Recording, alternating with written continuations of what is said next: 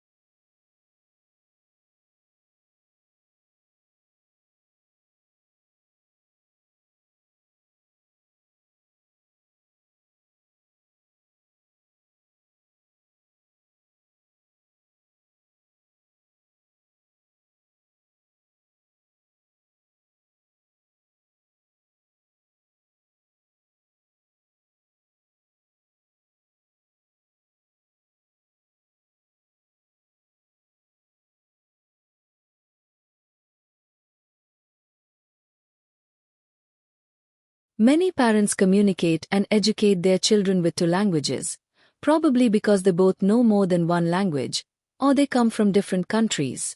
Most of these parents think this can benefit their children's language learning. But actually kids will get confused when their children will not be confused anymore. Parents use different languages from each other to describe the same object. If one parent sticks to one language, and the other one sticks to another,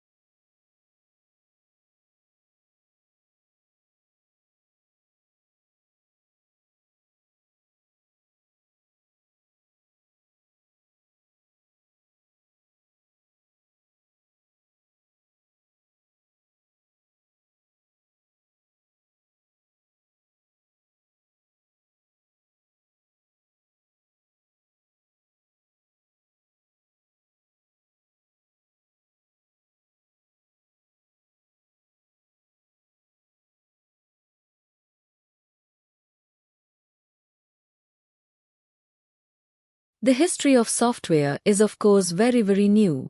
And the whole IT industry is really only 67 years old, which is extraordinary, and to be so close to the birth of a major new technology.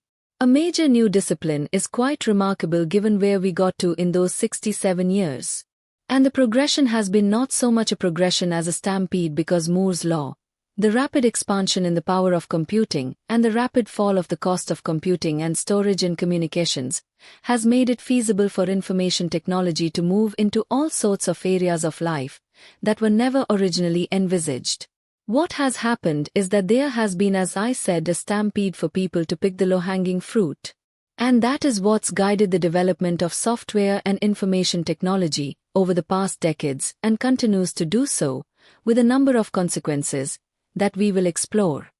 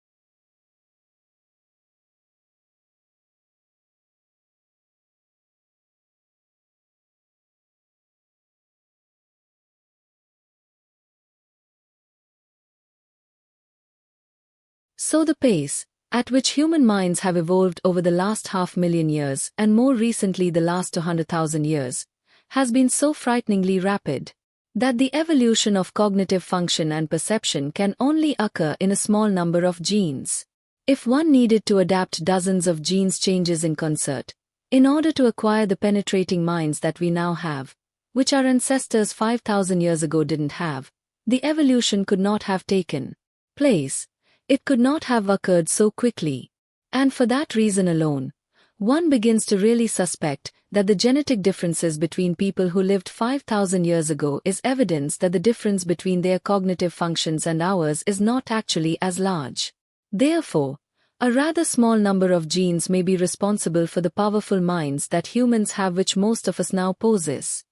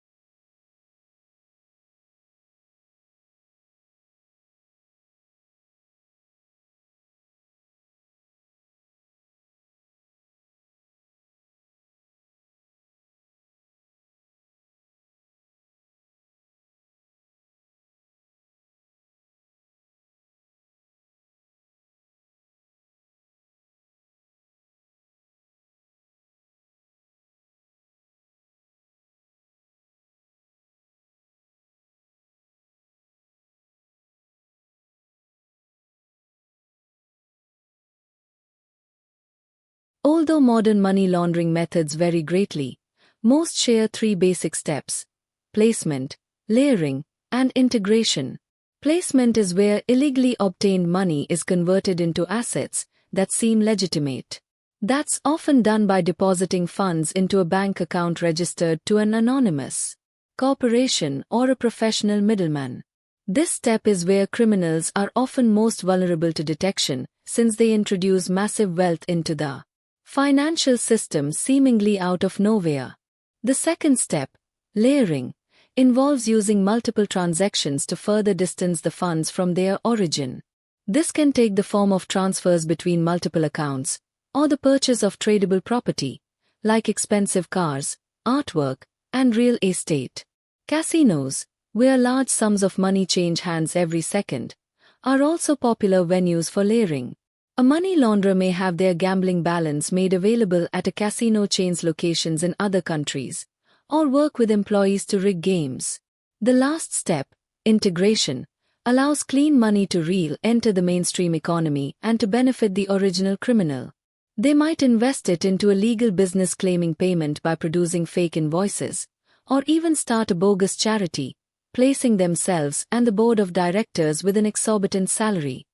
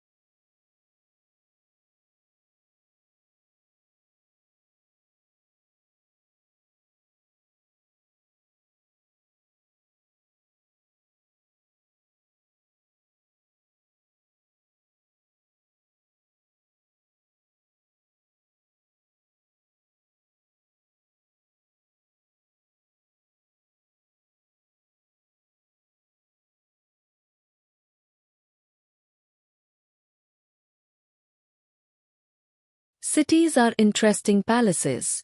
Some cities are carefully planned and built for a reason and reflect the needs of the people as it grows. Others are less consciously designed. Paris, for example, was originally founded in the 3rd century as a small village, and with every passing generation it grew in size and importance. It grew from medieval city to a modern city, but the transition was not always smooth. Emperor Napoleon III had to hire someone to oversee the rebuilding of Paris. The man he chose was Haussmann. In 1853, Haussmann began the process of renovating France's capital city.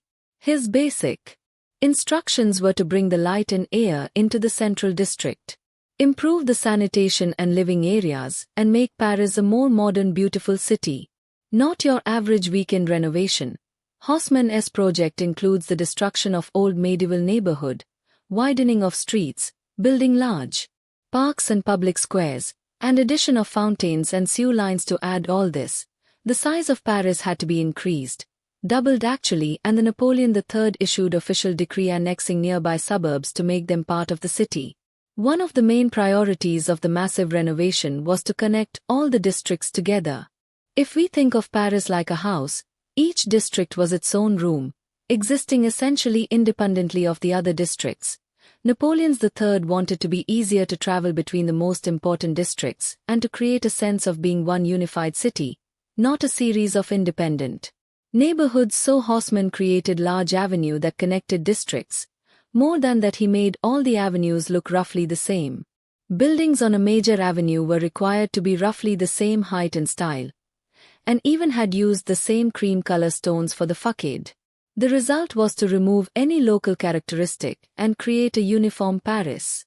For the first time, the city has a specific look, a style that people began to associate not with the districts but with Paris itself.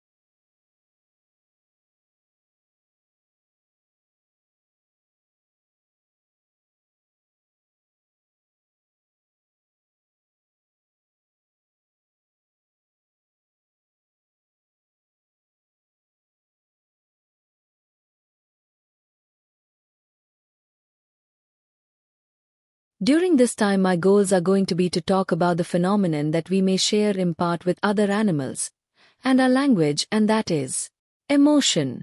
And also talk about some new technology, brain imagining, functional magnetic resonance imaging that we apply to try to answer some very old questions about how does motivation and emotion work. I'm going to present you with a scenario first, and some of you may be familiar with. This was developed by Pavlov over a century ago. And in this scenario, the dog is presented with a sound, the dog waits, and then it'll see food powder, and this happens repeatedly. Things start to happen in the middle of what we've already understood point. Interesting things start to happen here. Pavlov's study was salivation the dog. The salivation increases, more time to paralysis. But other things happened here too. You have a dog move around here. More. All kinds of things are going on here. What we're trying to capture was the experiment I'm going on to describe today, is what is going on in the brain too. Generate that state which we called it Pavlov state. But you can also think about state in terms of how the dog's feeling or how your feeling is about before eating lunch today.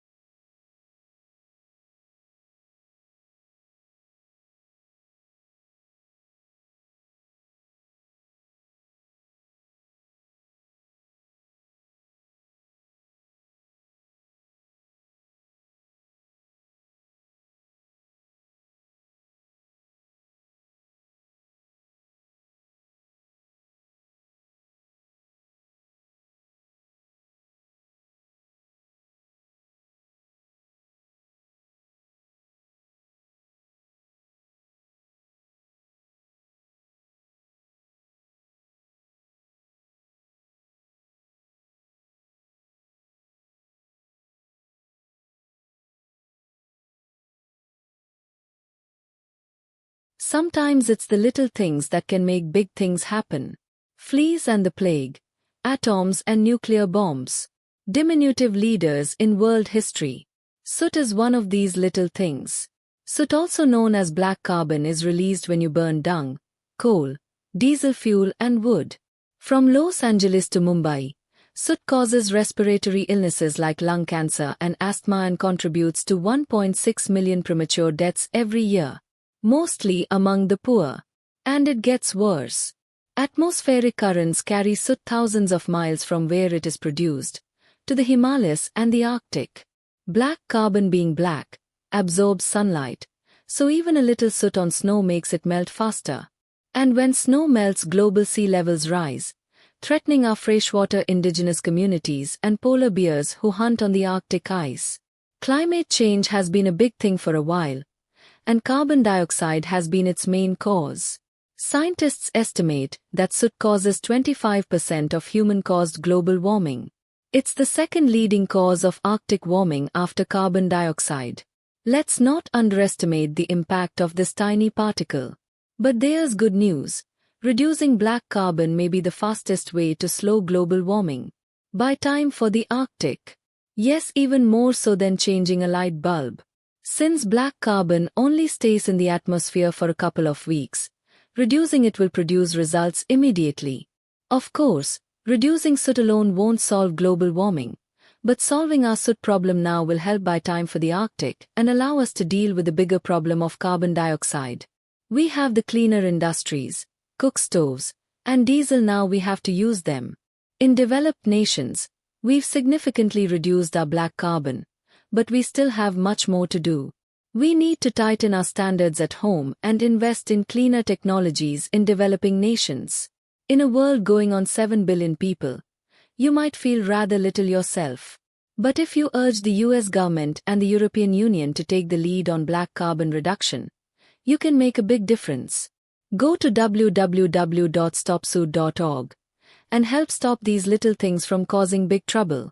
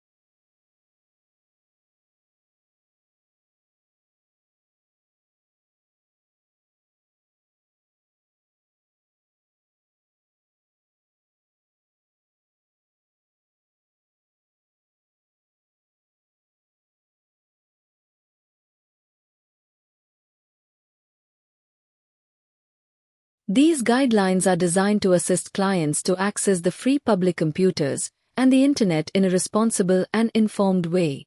Although all care is taken to ensure a virus-free computer for public use. You'll see the service desk after entering the library, and you can have these services at the service desk. There are computers on each floor. You can use computers to access the internet, check emails and library catalogs. Follow the orange signs to find printers. Follow the instructions to use the printers. Remember to bring student cards. You can charge the card to use printers.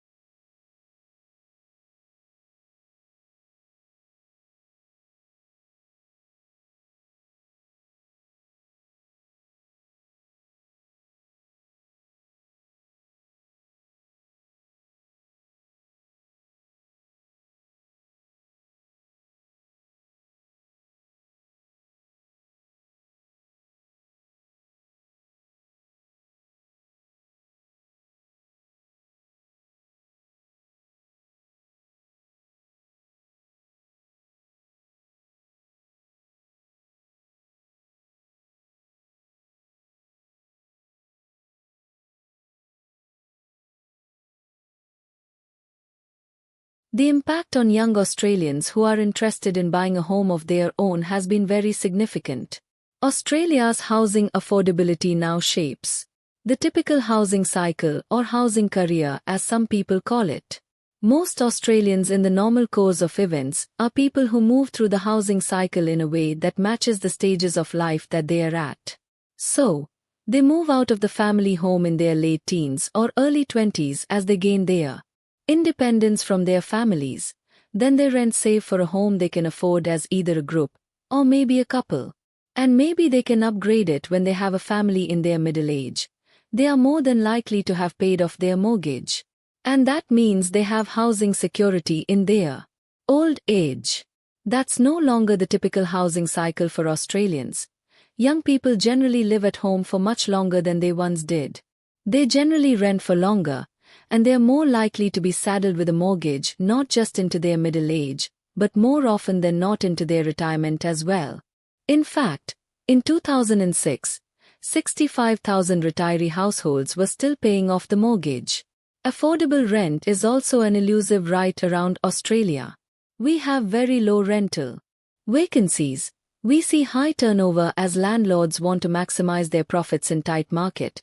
And we see less long-term or lifelong rental, as we see in other countries and other economies.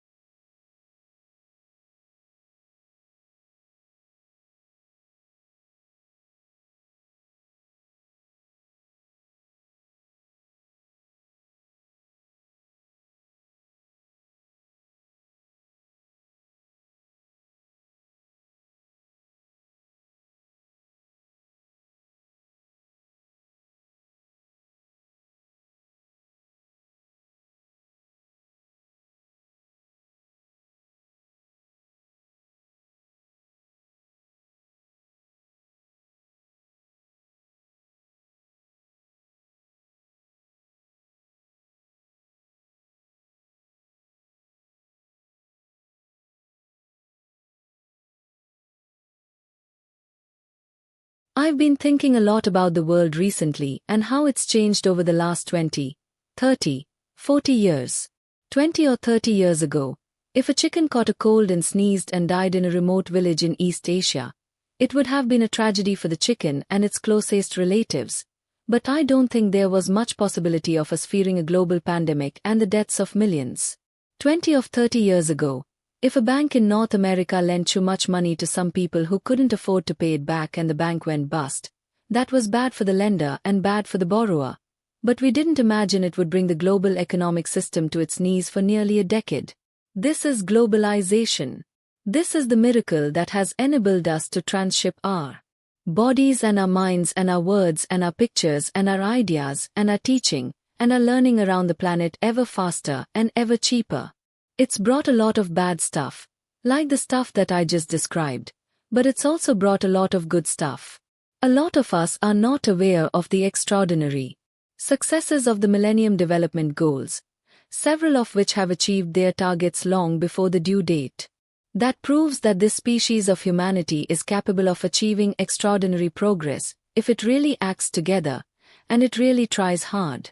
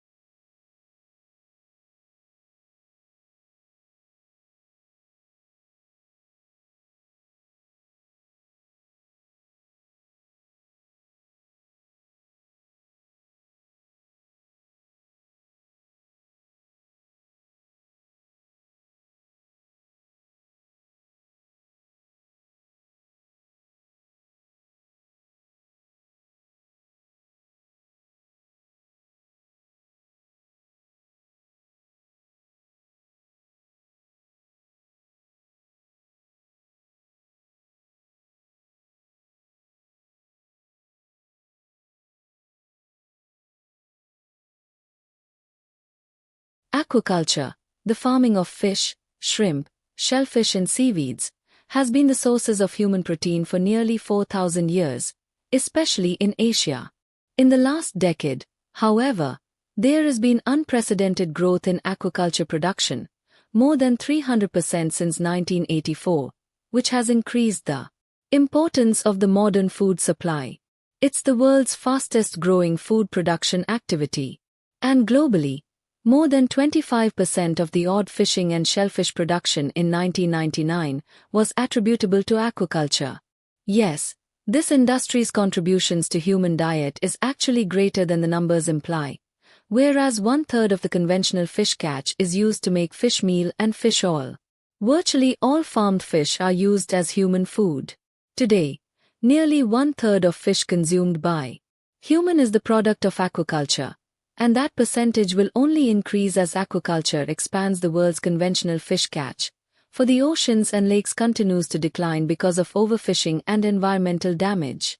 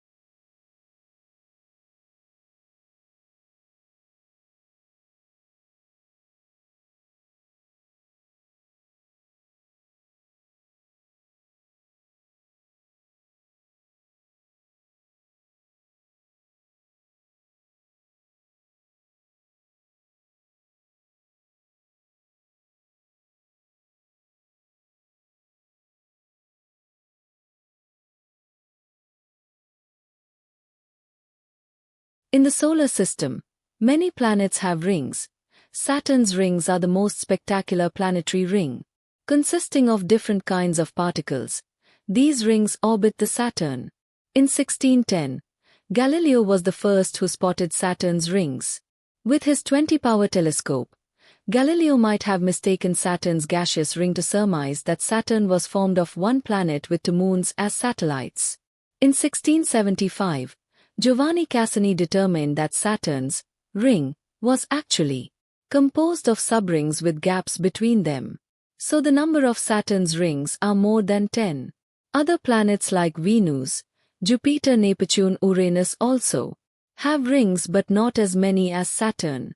Finally, scientists conducted that these rings are formed as a result of gravitational field.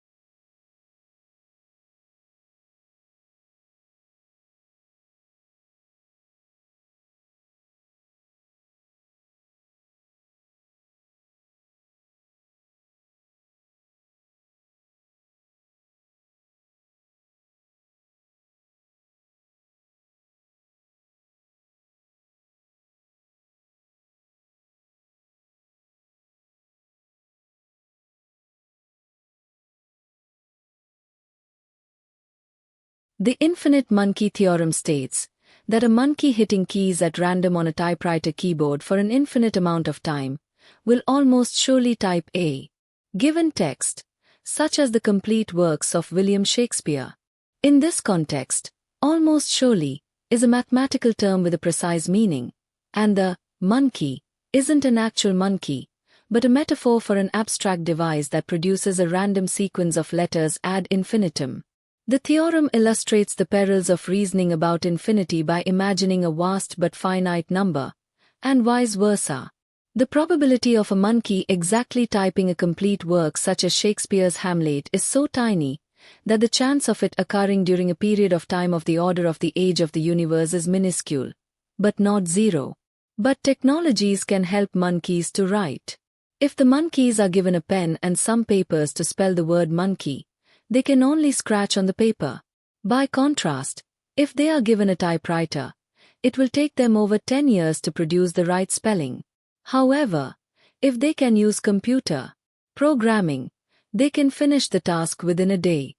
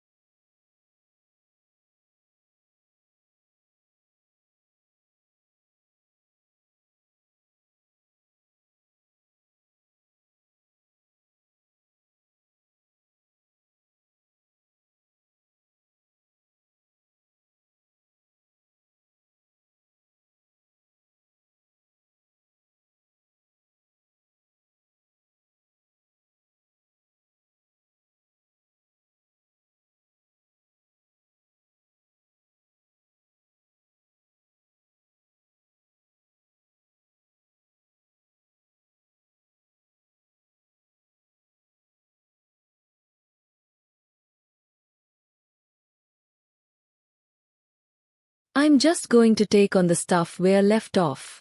The whole I want to now talk about it's called melatonin. And the synthesis is in the pineal gland, which is very small. It is the size of a pea in your brain. The corpus is the site of the soul, and it is where melatonin is made. And it has a rhythm as well. And in the sense, it is the opposite of the callosum. It peaks at night. We call it as the darkness hormone. In every species that we studied, melatonin occurs at night. And it's hormone that prepares you for the things that your species does at night. So, of course, in humans we sleep, but animals, like rodents, they are awake. It's hormone that is related to darkness behavior.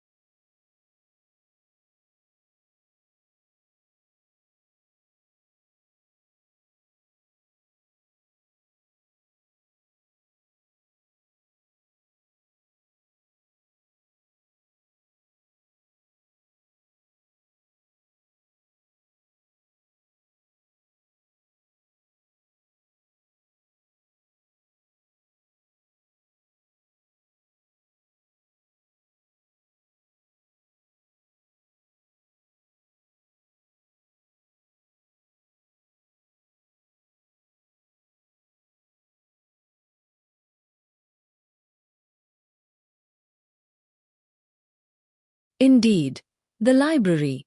We've all been to a historic library.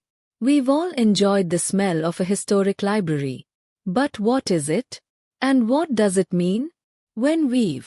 Recently, when at UCL Center for Sustainable Heritage, we've recently been asked to access the environment at another historical library at St. Paul's Cathedral, the Wren Library, an incredible place. And it has such an intensive smell of old books. And we were also asked for the first time. Really, I was actually taken aback by the brief. We were asked, whatever you do, please preserve the smell. It is so important to our audience. It is so important how people perceive the library. So that was quite an important message in our research. And indeed, the smell is an important way of how we communicate with the environment. This piece of research was done by an advertising company because advertisers are so interested in how we interact with each other and the environment. And we see that the majority of people use sight obviously to interact with the environment. But on the second place, we see the smell is also very, very important.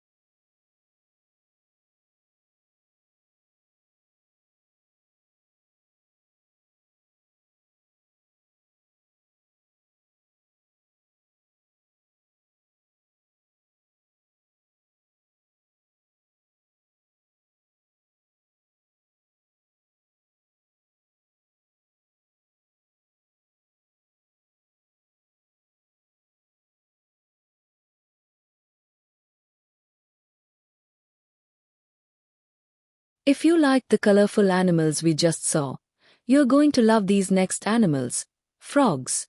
You might not normally think of frogs as being colorful, but these frogs definitely are. They are the dart poison frogs of Central and South America.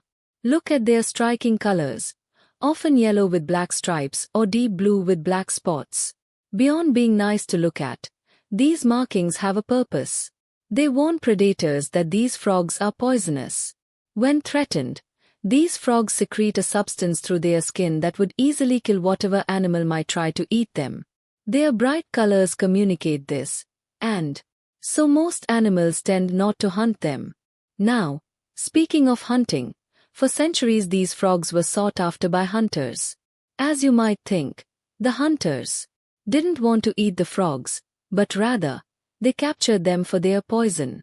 They would add the poison to the tips of their hunting arrows. Of course, nowadays most hunters use guns. These days, dart poison frogs are of less interest to hunters than to medical researchers. Researchers believe that they can make new heart medicine from the poison, because it acts as a stimulant on the body's nervous system. Researchers think they could use it to stimulate a weak heart. There is, however, a problem with doing research on these frogs. Those that are caught in the wild will produce their poison until they die. However, those that are born in captivity, like the ones you see here, will not produce any poison at all.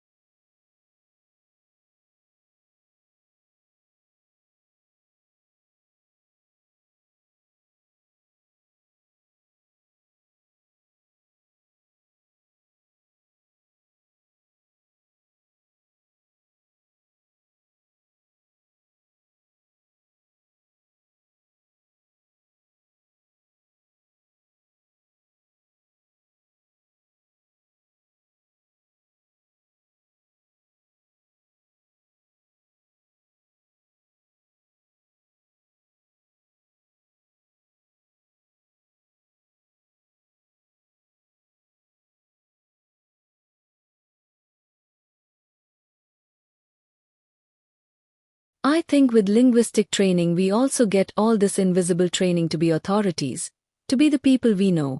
It is part of that process that you come out as a world authority on your chosen subject. But when we move into working with communities, we have to recognize that the communities have to be the authority in their language. Actually, a woman in the class I'm teaching at Sydney at the moment, a career woman, expressed this very nicely, although she was talking about something else. She was distinguishing expertise from authority. And certainly linguists, because of our training, we do have expertise in certain very narrow areas of language, but we don't have the authority over what to do with that knowledge or what to do with other knowledge that the community produces. For me, the bottom line is languages are lost because of the dominance of one people over another. That's not rocket science. It's not hard to work that out. But then what that means is if in working with language revival we continue to hold the authority, we actually haven't done anything towards undoing how languages are lost in the first place. So in a sense, the languages are still lost if the authority is still lost.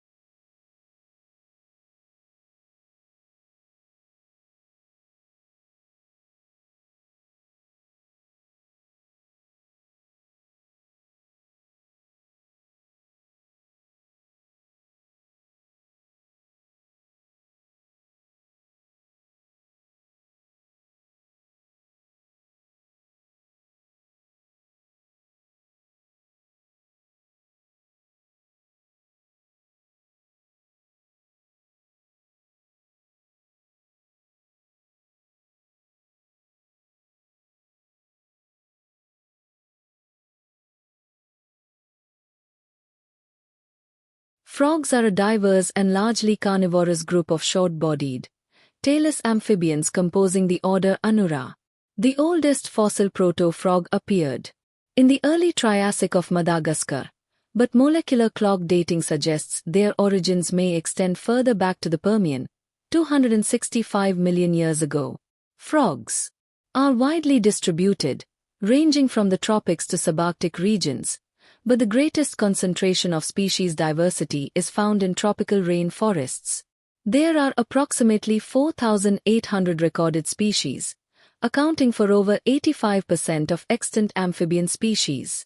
They are also one of the 5 most diverse vertebrate orders. Besides living in fresh water and on dry land, the adults of some species are adapted for living underground or in trees. Adult frogs generally have a carnivorous diet consisting of small invertebrates, but omnivorous species exist and a few feed on fruit. Frogs are extremely efficient at converting what they eat into body mass. They are an important food source for predators and part of the food web dynamics of many of the world's ecosystems. The skin is semi-permeable, making them susceptible to dehydration, so they either live in moist places or have special adaptations to deal With dry habitats, frogs produce a wide range of vocalizations, particularly in their breeding season, and exhibit many different kinds of complex behaviors to attract mates, to fend off predators, and to generally survive. Frog populations have declined significantly since the 1950s. More than one-third of species are considered to be threatened with extinction, and over 120 are believed to have become extinct since the 1980s. The number of malformations among frogs is on the rise, and an emerging fungal disease, Chytridiomycosis, has spread around the world. Conservation. Biologists are working to understand the causes of these problems and to resolve them. Frogs are valued as food by humans and also have many cultural roles in literature, symbolism, and religion.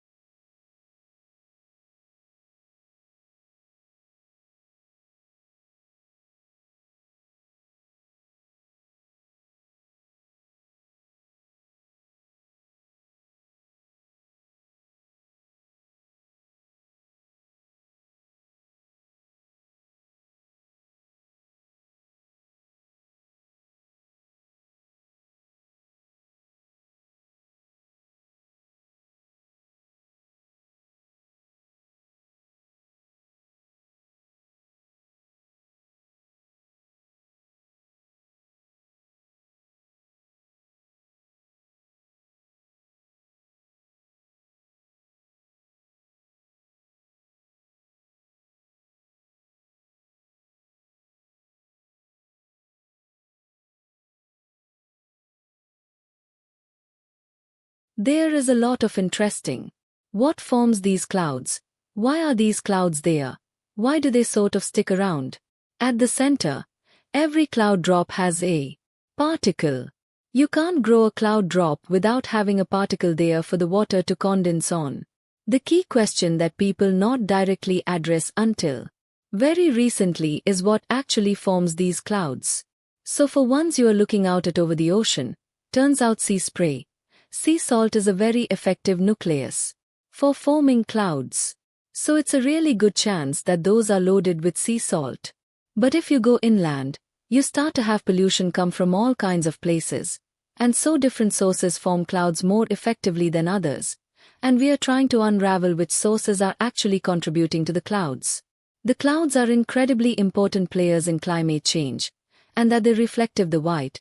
They reflect the light back into space, and so they're keeping things much cooler than they would be if they weren't there. They also play a huge role in regional weather. So in actual we are starting to see shifts where having more pollution input into the clouds is affecting weather patterns. In particular, is actually reducing the precipitation, so we are starting to see drought in areas with super high levels of air pollution.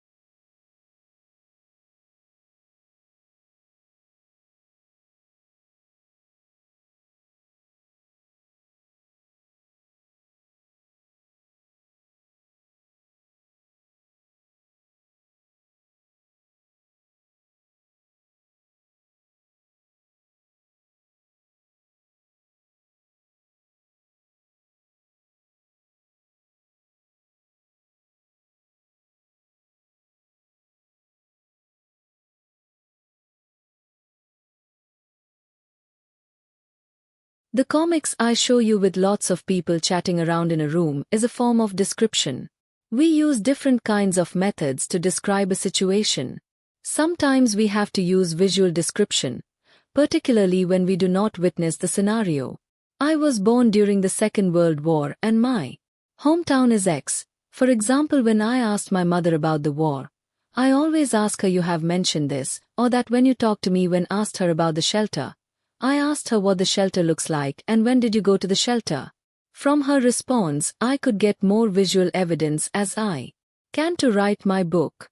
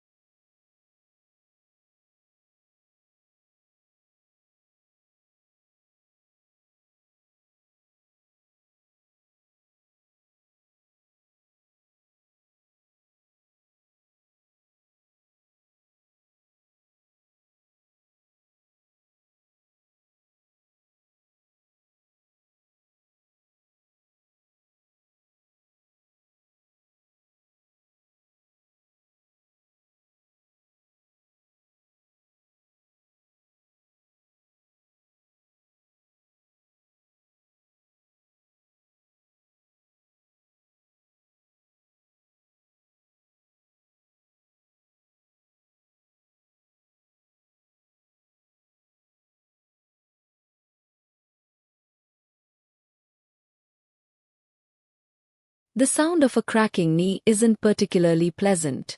But it gets worse when you listen up close. It does for most people. But for me, it just makes me excited. Omar Inan, an electrical engineer at Georgia Tech.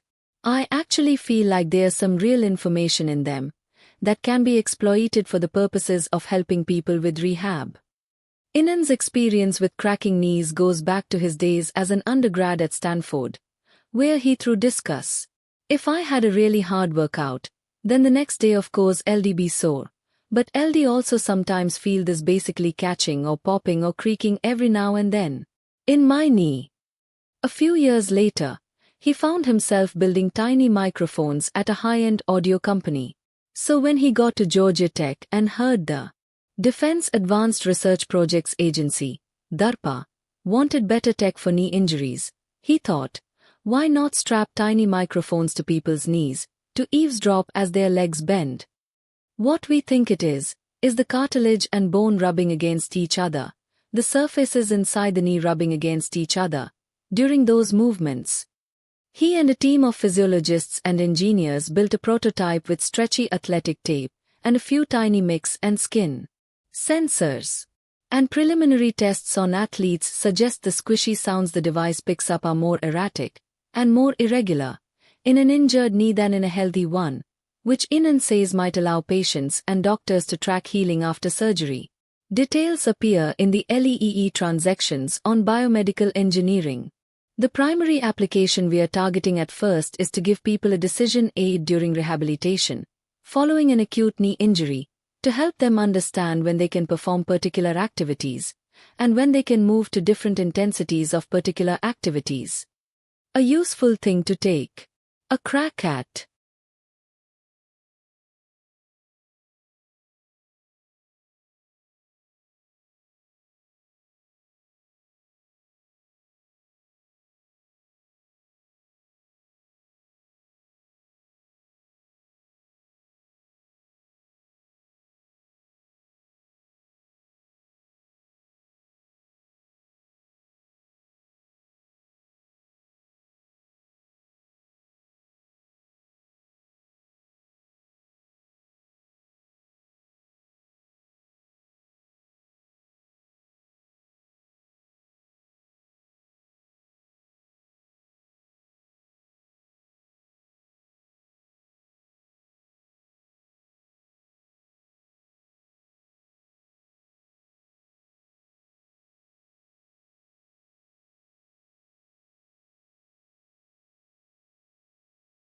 Flipping a coin may not be the fairest way to settle disputes. About a decade ago, statistician Percy Diaconis started to wonder if the outcome of a coin flip really is just a matter of chance. He had Harvard University engineers build him a mechanical coin flipper. Diaconis, now at Stanford University, found that if a coin is launched exactly the same way, it lands exactly the same way. The randomness in a coin toss, it appears, is introduced by sloppy humans. Each human-generated flip has a different height and speed, and is caught at a different angle, giving different outcomes. But using high-speed cameras and equations, Diaconis and colleagues have now found that even though humans are largely unpredictable coin flippers, there is still a bias built in. If a coin starts out heads, it ends up heads when caught more often than it does tails. NPR's David Kestenbaum reports.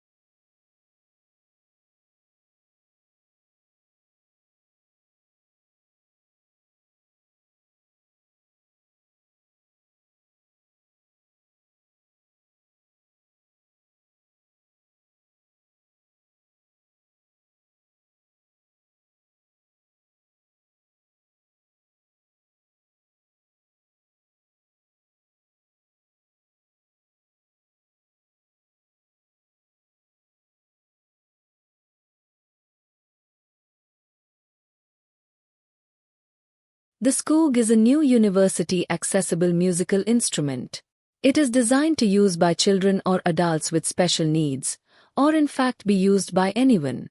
It's soft, it's easy to play, it's robust, and it can be customized to suit anyone's abilities. The Skoog helps students with special needs by allowing them to get involved in making music themselves. It's an instrument that they can play it, and they can take ownership of and start creating their own sounds and music. Traditional instruments are the shape and size, and made of the materials they are because of the sound that they need to make. If you want to make a sound like a plucked string, you need a string and it needs to be under tension, whereas with a Skoog, because it's a mixture of software and a sensor, then thus the computer can handle making the sound. And so we can design an object that's designed to be touched and designed to be played with. In developing the screen and working with kids in the schools and in the classrooms, it's really helped us make the Skoog something that's usable by the children themselves. They've informed us massively on how it needs to work, and they've given their opinions on colors and designs. And just the feedback they've given to us has been just marvelous. It's just so enriching, and it's really inspiring to actually work with these kids, particularly when you can provide them with an ability to start to play their own music as opposed to just taking part through listening and listening to other musicians and really learning from.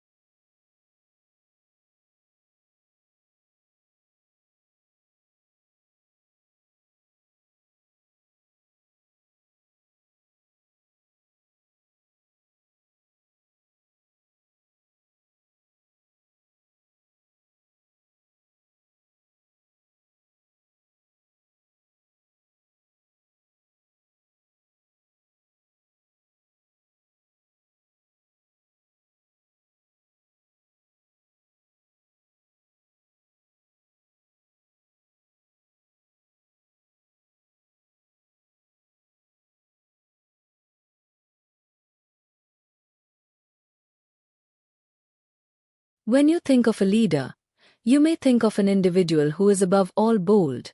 But a new study of fish called sticklebacks shows that shy individuals actually prefer to follow fish that are similarly timid. Researchers had trios of sticklebacks with known personalities follow the leader. The fish were placed in a tank that had some plastic plants at one end and some food hidden at the other. In some of the groups, a bold fish and a shy fish acted as leaders, while another shy fish followed. And in other groups, it was a bold fish that did the following. The researchers recorded whether the follower sallied forth more frequently with the fish that was behaviorally similar, or the one that was different. What they found is that shy fish were more likely to emerge from undercover when an equally wary fellow was already out there. Bold follower fish did not seem to care which leader they followed. Of course, no matter which fish a stickleback chose to stick with, the bold fish did lead more expeditions over the course of the experiment than their more retiring friends. That's because the bold fish initiated more trips, regardless of who might be tailing them. The findings are in the journal Biology Letters. The researchers write that, when offered a choice of leaders, sticklebacks prefer to follow individuals whose personality matches their own, but bolder individuals may, nevertheless, be able to impose their leadership, even among shy followers, simply through greater effort. We may soon see if such tendencies also hold true in humans, when Americans decide who they'll follow in November. Unless, of course, something fishy happens.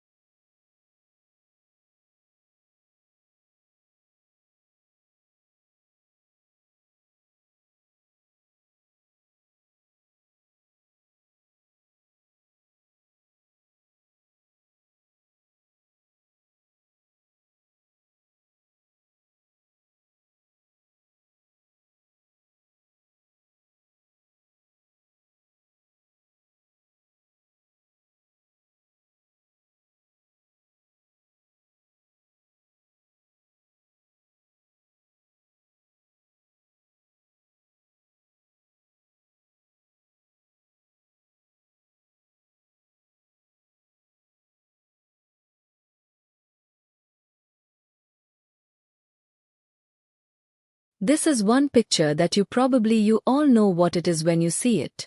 It's a familiar looking image. Something probably we all have some personal experience with, right?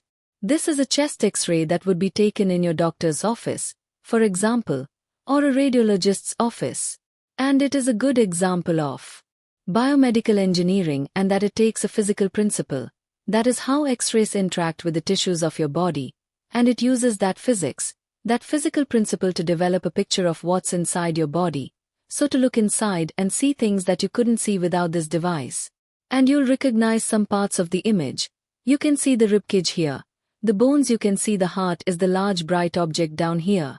If you have good eyesight from the distance, you can see the vessels leading out of the heart and into the lungs, and the lungs are darker spaces within the ribcage.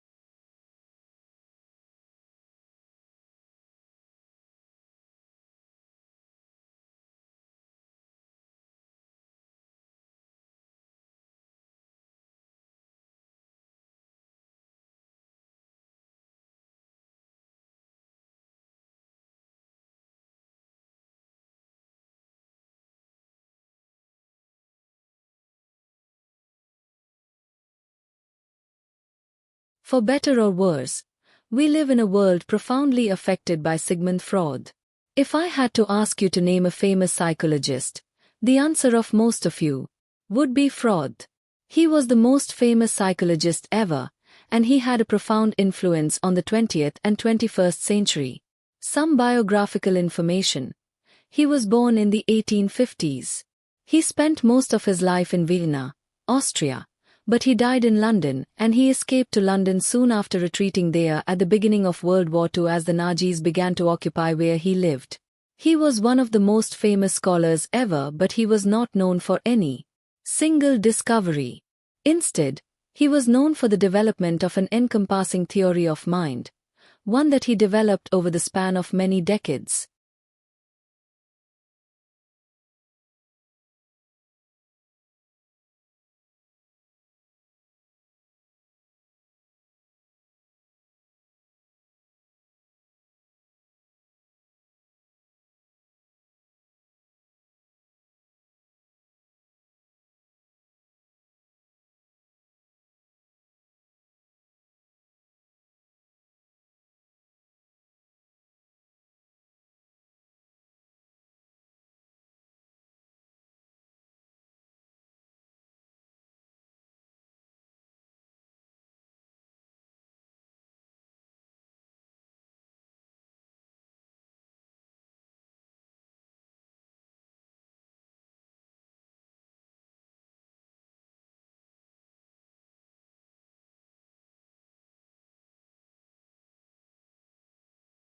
There's sugar in a lot of foods where you don't expect it. Of course, there's lots of sugar in donuts of ice cream, or pastries, or other things that are sweet, candy of course, but there are other places where you see it and you don't necessarily expect it. So as an example, peanut butter. Here's a list of ingredients from Skippy peanut butter, and you see that sugar is the second most common ingredient. So that you may know from the reading food labels that these ingredients in any food labels that are listed in order of how much there is in the food itself. So sugar comes right after peanuts. Here's another example, beef stew. You wouldn't necessarily expect it to find sugar in beef stew, but it's there. Now it's down the list of ingredients, it's actually toward the end, but if you look at the marketing of this and food at the can, it says, there are fresh potatoes and carrots, but actually there's more sugar in this than there is carrots. And so you wouldn't eat something like beef stew and expect to find this to be the case.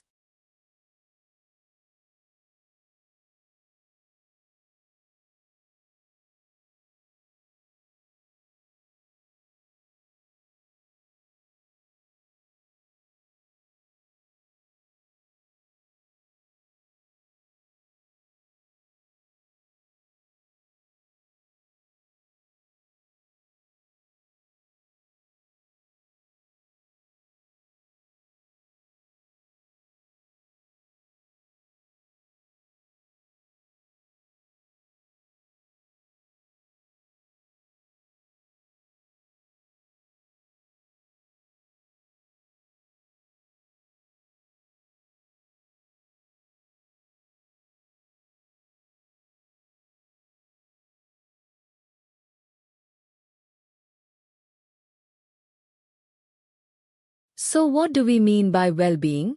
Health, happiness, a sense of achievement and contentment, a state of mind and body where people can thrive.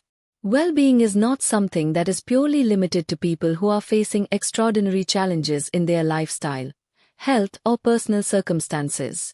Everybody here has a level of well-being. Music so often forms an intuitive part of our well-being management. Music to pick us up, music to calm us down, music to heal our sorrows. Our aim through research is to move from this level of intuitive application of music through to informed use in our communities to take the next step in the understanding of the power of music in human life. Music already works for us on so many levels, whether it's soothing and teaching our infants, bringing people and communities together, adding spirit to our work and personal endeavors, but there is no reason to stop here.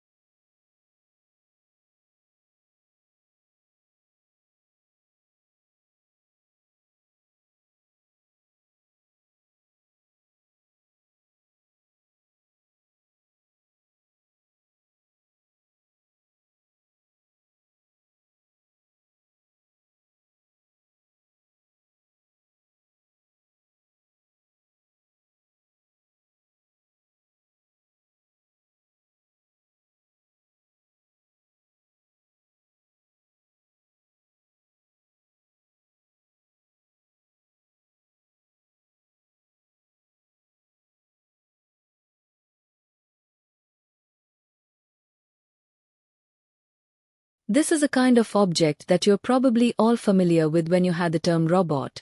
But I'm gonna show you the very first robots. These were the very first robots. They were characters in a play in the 1920s called Rossum's Universal Robots. And the play was written by Czech writer called Karel Čapek.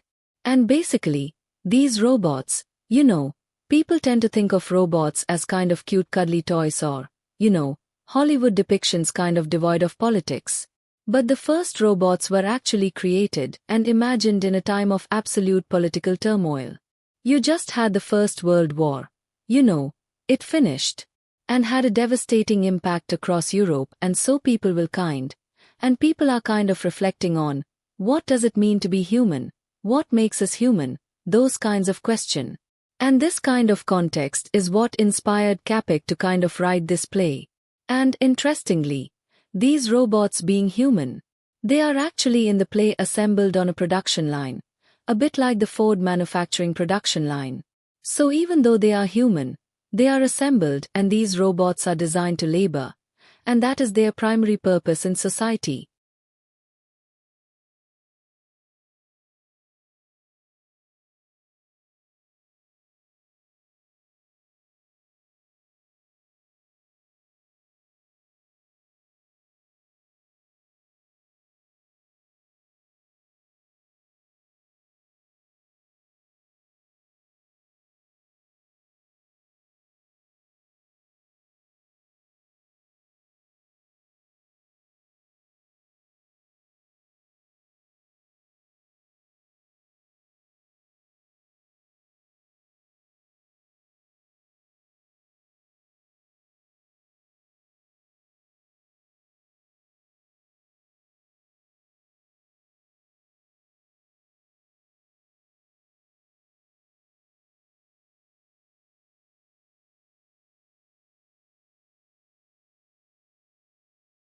Welcome to your very first tutorial in biology. Now, in this video series, what I want to do is I want to talk to you guys about many different topics concerning biology. For example, I want to talk to you guys about DNA and genetics in cells, in bacteria, in life, and a whole bunch of interesting stuff. But since this is the very first video, I think what we should do in this video is just stick with the very basics. And the first thing I want to do is talk to you guys about what is biology. So, let's go ahead and answer that question. And the definition of biology is this: the study of life in living organisms. All right, That makes sense up to a certain point up until organisms, because you may have heard of organisms before. And you may have your own definition, but the scientific definition of an organism is a living thing. Well, that's easy. We know what living things are. I'm a living thing. Air, plants, grass is a living thing. My puppy named Old Dan, cutest puppy ever by the way, is a living thing. But whenever we talk about living things, believe it or not, things get kind of complicated, because then you have to ask yourself, what is life? Well, of course, if you ask your grandma or your best friend, or even if you ask a philosopher, what is life? Everyone is gonna give you kind of a different definition of their outlook on life. However, whenever scientists and biologists were first deciding, you know what is life? That's the problem they had. Everyone had their own separate definition of life itself. So, what they needed to do before biology was even invented, which is, of course, the study of life, is scientists needed to agree on the definition of life.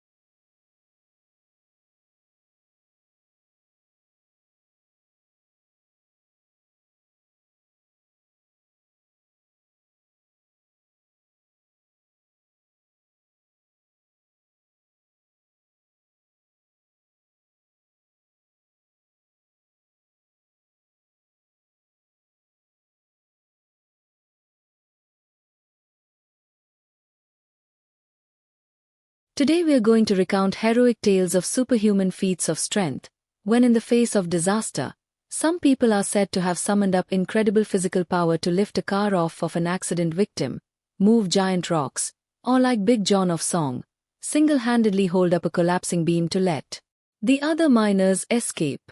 Are such stories true? There are many anecdotes supporting the idea, but we are going to take a fact-based look at whether or not it truly is possible for an adrenaline-charged person to temporarily gain massive strength. In proper terminology, such a temporary boost of physical power would be called hysterical strength. The stories are almost always in the form of one person lifting a car off of another. And even lifting many cars by several inches still leaves most of its weight supported by the suspension springs. But our purpose today is not to debunk any of the specific stories. The majority of them are anecdotal, and interestingly not repeatable. In many cases, the person who summoned the super strength later tried it again only to find that they couldn't do it. Basically, what we have is a respectably large body of anecdotal evidence that suggests that in times of crisis, danger, or fear, some people have the ability to temporarily exercise superhuman strength.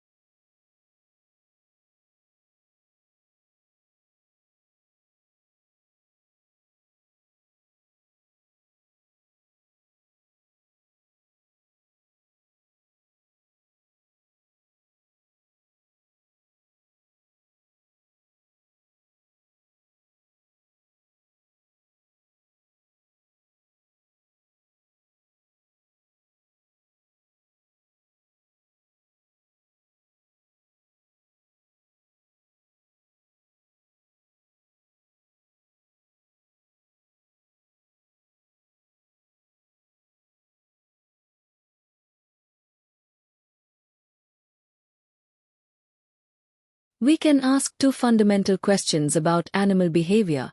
They refer to as proximate and ultimate. Proximate questions are those concerned with the mechanisms that bring about behavior.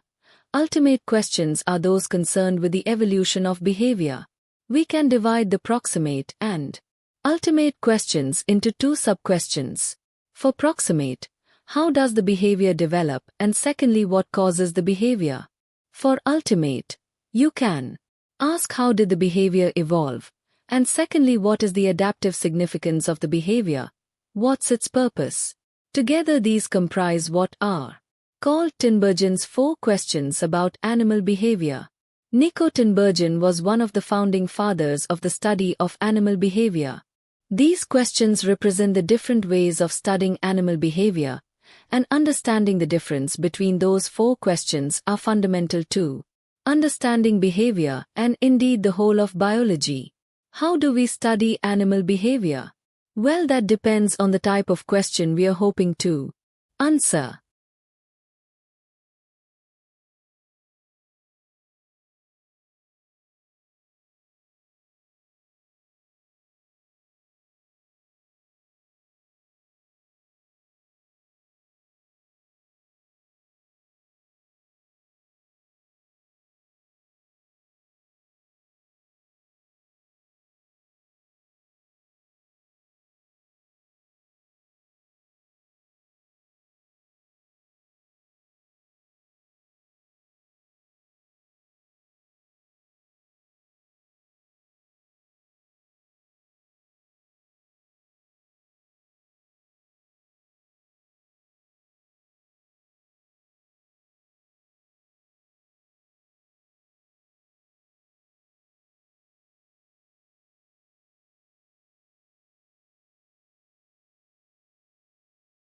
There was a time when the subject of happiness was the business of philosophers, as part of their discussion of what makes for the good life.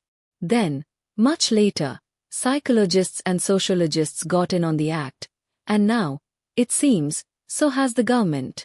I understand that governments should have the welfare and well-being of those it governs at heart from the purely practical point of view of keeping people quiet, at home enjoying their gadgets and comfort, rather than on the streets rioting. But surely it's not something you can legislate for. Today there are numerous journals on the topic, and it is even included in the curriculum at some universities and colleges. Surveys are done, statistics compiled, graphs drawn, yet all they seem to prove is what most people have conducted themselves from personal experience. An obvious example would be that having a lot of money doesn't necessarily make you happy. We all wish to be happy and have ideas about what it is we think would make us so. But we also know or suspect that it's not that easy. Most of us learn that it is a byproduct of something else, usually being totally absorbed or involved in some task or pastime, and can only be reached that way. These activities, of course, must be worthwhile in themselves.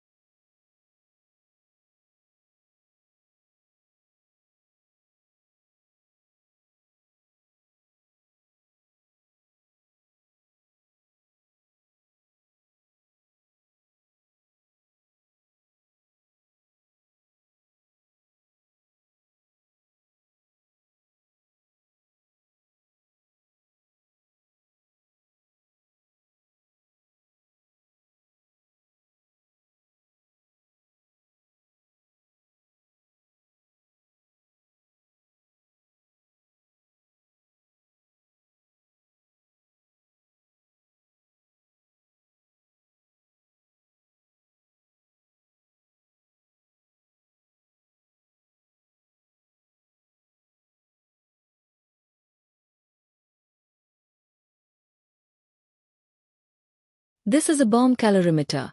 This is the actual piece of equipment that researchers use to calculate the energy content of either biodiesel or maybe even the potato chips that you had for lunch today. When they calculate the amount of energy, they're going to calculate it in heat units, which would either be joules or calories. I want you to look inside the bomb calorimeter inside here. You can see that there's a silver bucket, water goes all in here. And this is actually the bomb is the smaller silver cylinder. What you do is put your fuel sample in there, then these 2 electrodes are connected to the bomb.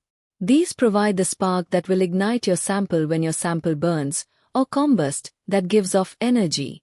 So how is the energy collected? Or how did a scientist figure out how much energy is being given off? Well, it's a closed system, There's a lid here that goes on top of this calorimeter, and what's in here? The lid is a stirrer. The stir is going to stir the water. That's in this big pool here, so that the heat given off from the sample is going to warm the water in a uniform way. This is the temperature probe.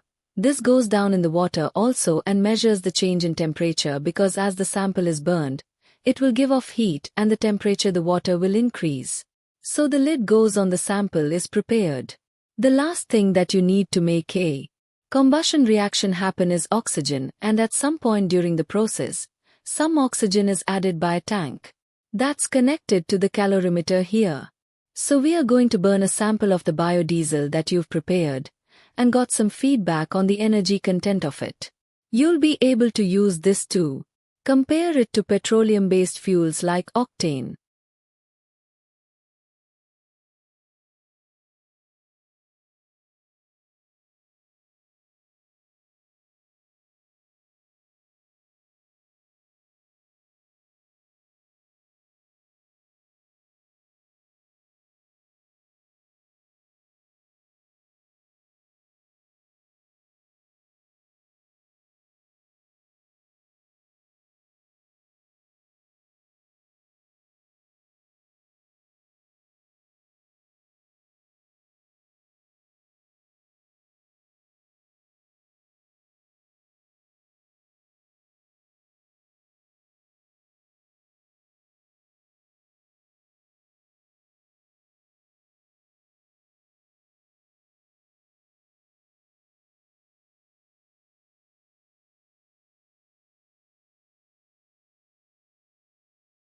And I want to say that Wilson, who died over 30 years ago, began his career before modern lit was taught and analyzed in the universities. As he said at one time, and I think a piece about Christian Golf's Gosses, I called him Goss as my father in his generation at Princeton a year or two after Wilson called him. When Wilson was studying there, that was the latest daring writers to get into the curriculum were wits of the 90s, and maybe Goss had his reputation as a bohemian romantic because he had known Oscar in Paris, but there was no modern literature.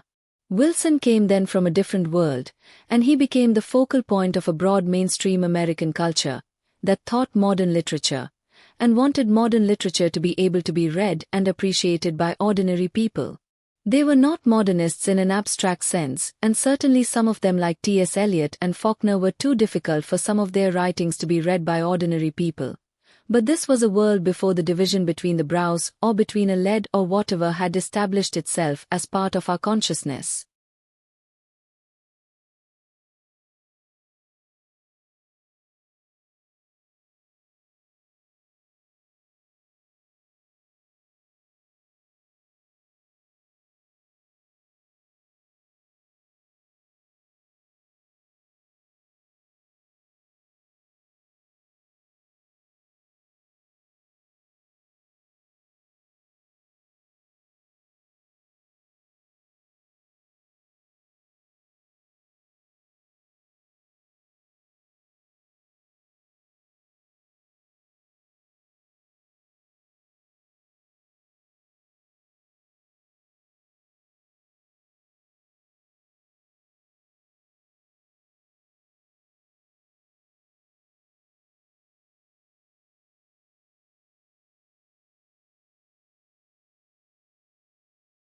Community service is an important component of education here at our university.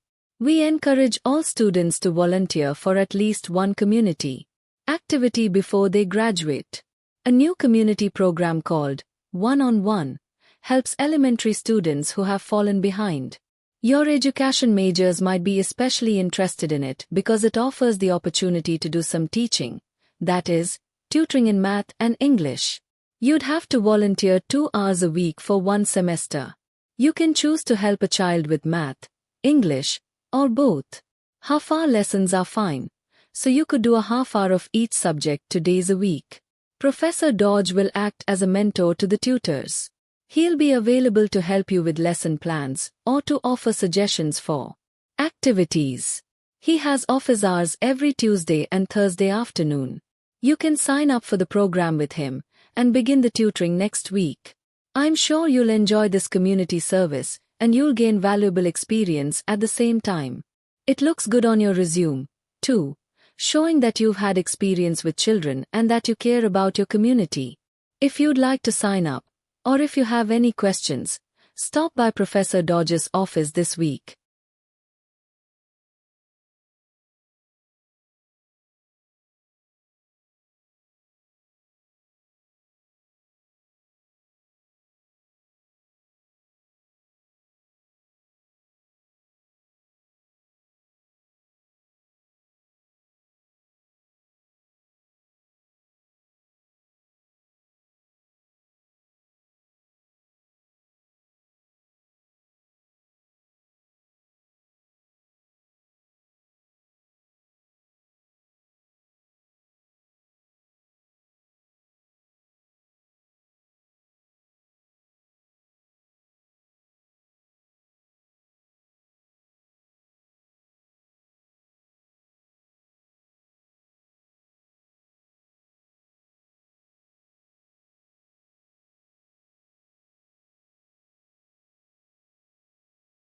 Determinant.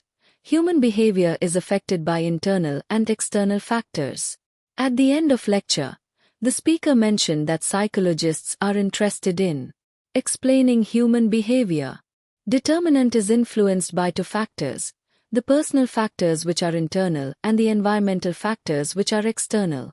The personal factors include people's belief on certain things and their individual thinking about it, while the environmental factors include temperature, air pressure, and the others thinking about them. In conclusion, one's determinant are affected by both himself and the environment.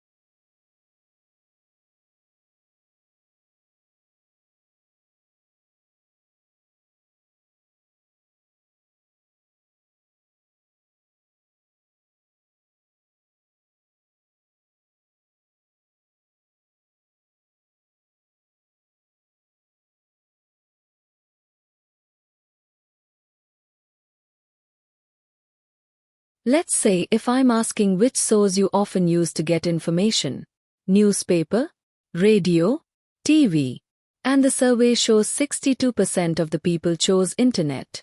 You might be thinking I am going to say how important the internet is, or how quickly it has changed the world for a few years. But what if I tell you this survey is conducted on the website globalandmail.com? Our answer will be different because the people who did this survey on a website must be frequent users of internet. This sample is a biased sample, so we have to pay attention to how a survey is conducted.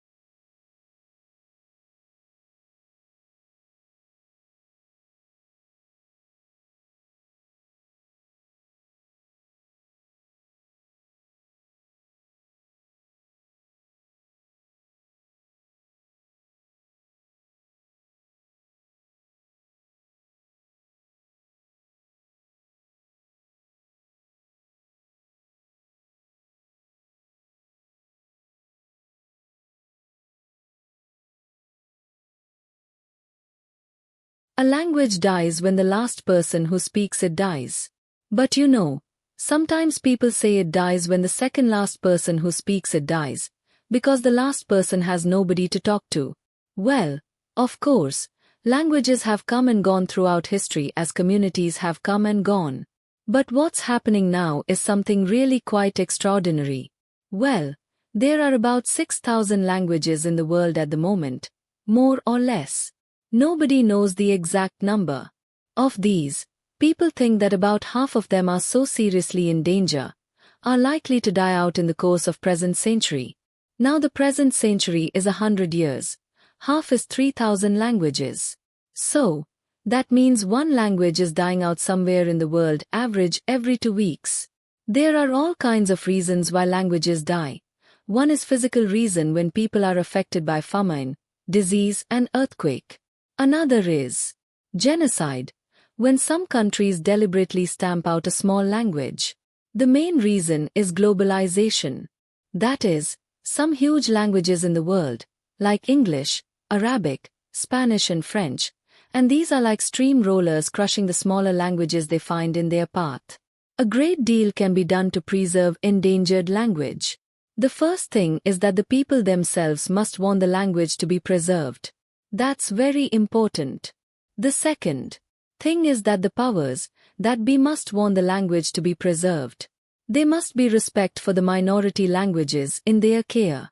The third thing has to be there, of course, is cash. It costs quite a lot of money to preserve an endangered language. Think about it. You have to train the teachers, you have to write books for the children and all sorts of things. It doesn't cost extraordinary amount money, but it does cost a bit. So without money, endangered languages don't have a positive future.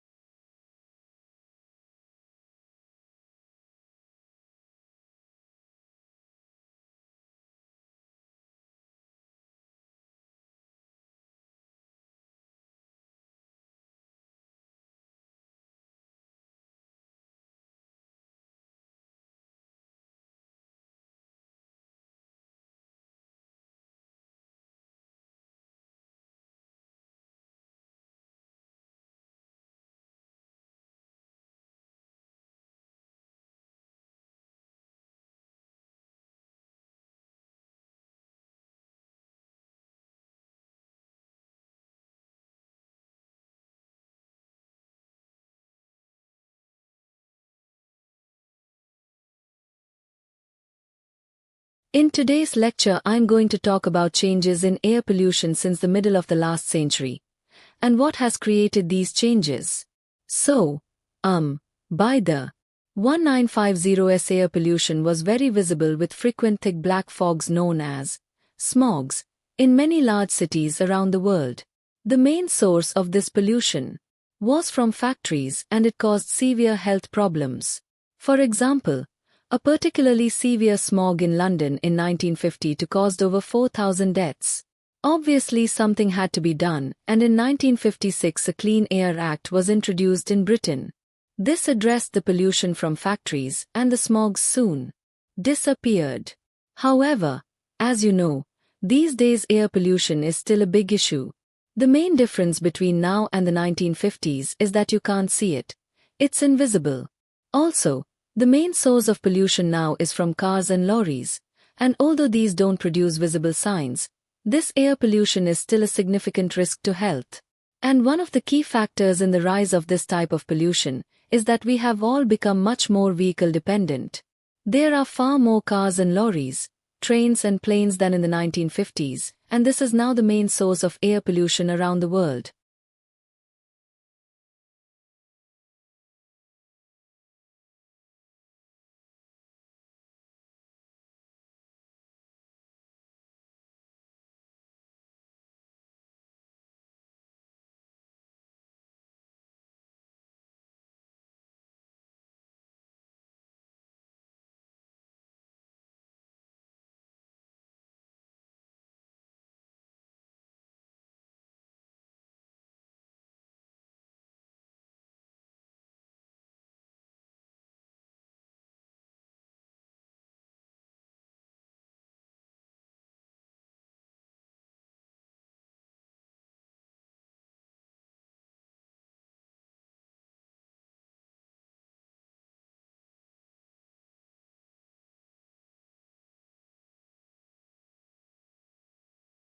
The brain is basically built from the bottom up. First, the brain builds basic circuits that are responsible for basic skills, and then more complex circuits are built on top of those basic circuits as we develop more complex skills.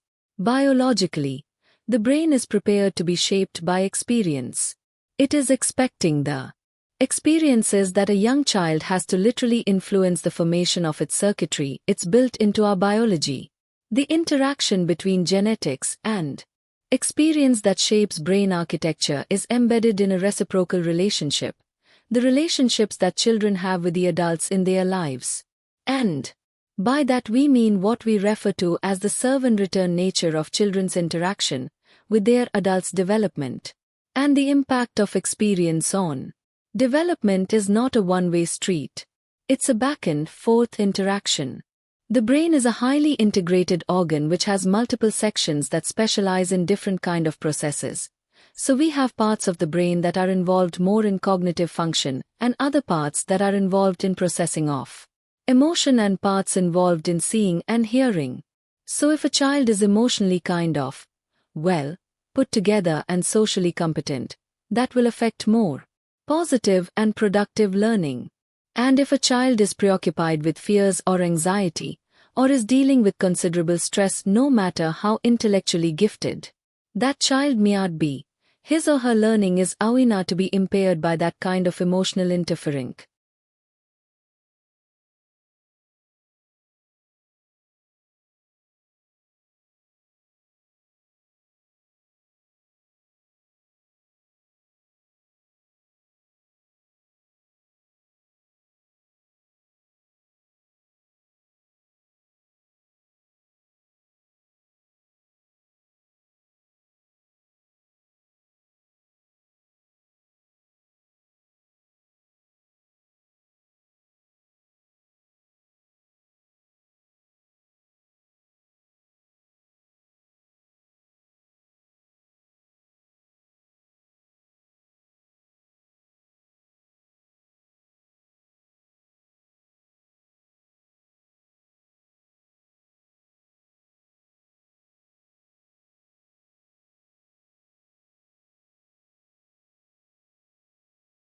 Across the world, people have been watching the choice that Britain has made. I would reassure those markets and investors that Britain's economy is fundamentally strong.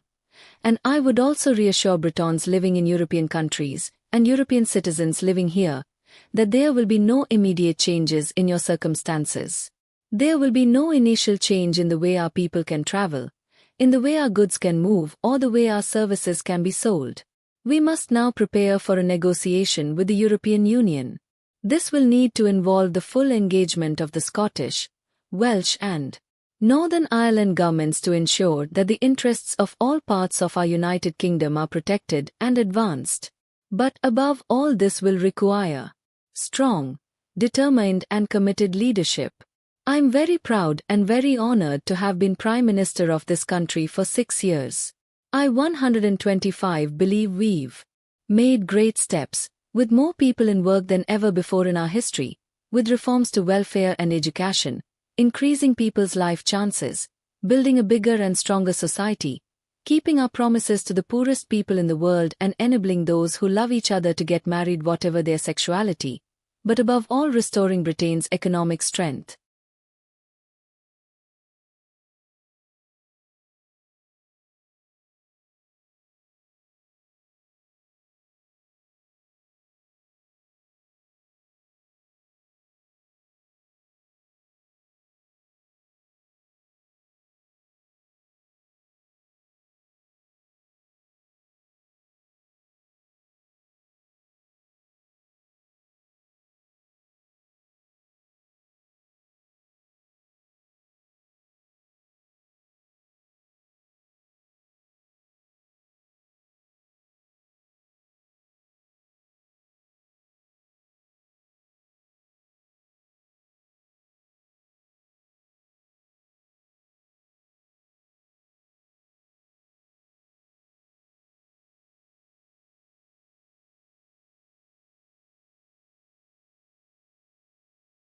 But Aristotle says the reason we need rhetoric is we have to be able to use it. To use rhetoric influence the ramble, we try to get them to understand truth. Truth is suggest, is different than XX. Rhetoric is the dressing, is the body, right? Truth is the spirit, is the soul, is abstract. It doesn't have a body. It's not particular. If you wanna get somebody to the truth, you might have to use some kind of tricks, right? Because most of people are not sound and can see the truth. That's what we think. Most people are rambles. Really. Only the educated be erudite are actually capable of seeing the truth. If you wanna get the general mass there, you may have to do a little bit. So Aristotle, that is rhetoric. Rhetoric is something that is used to influence people, right? And it's a kind of mentally promised a logic.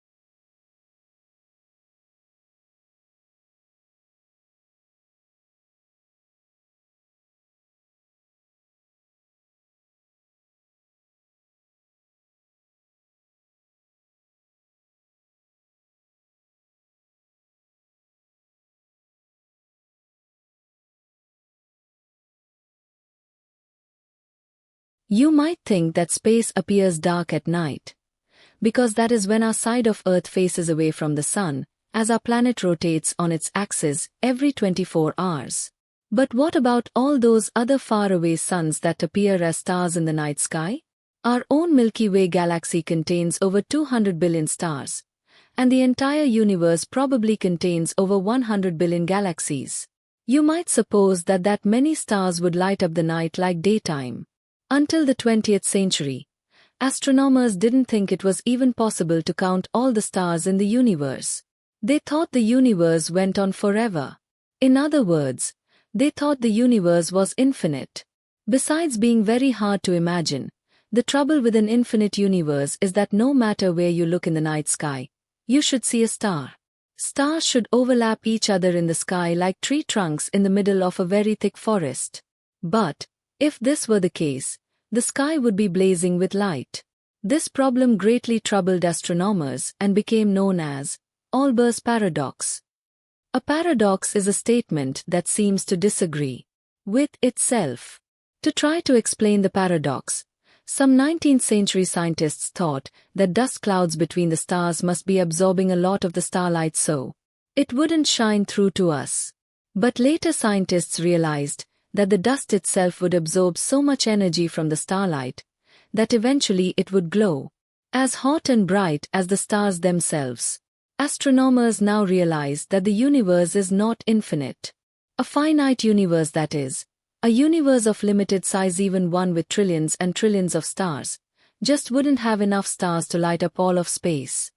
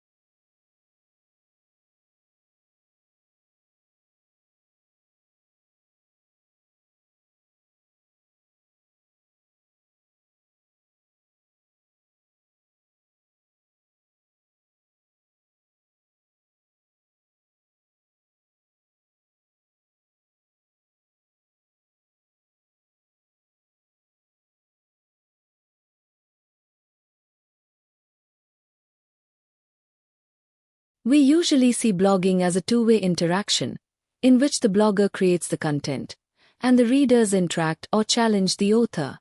But the case will be much difficult when it comes to government, such as the White House.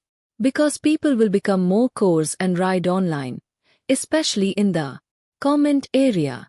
Hence the governor blog may go wild and chaotic. So the government will have to administrate the comment. Once the government starts administrating the comment, citizens may find the government manipulating what should be said and what should be shown, which contradicts the original intention.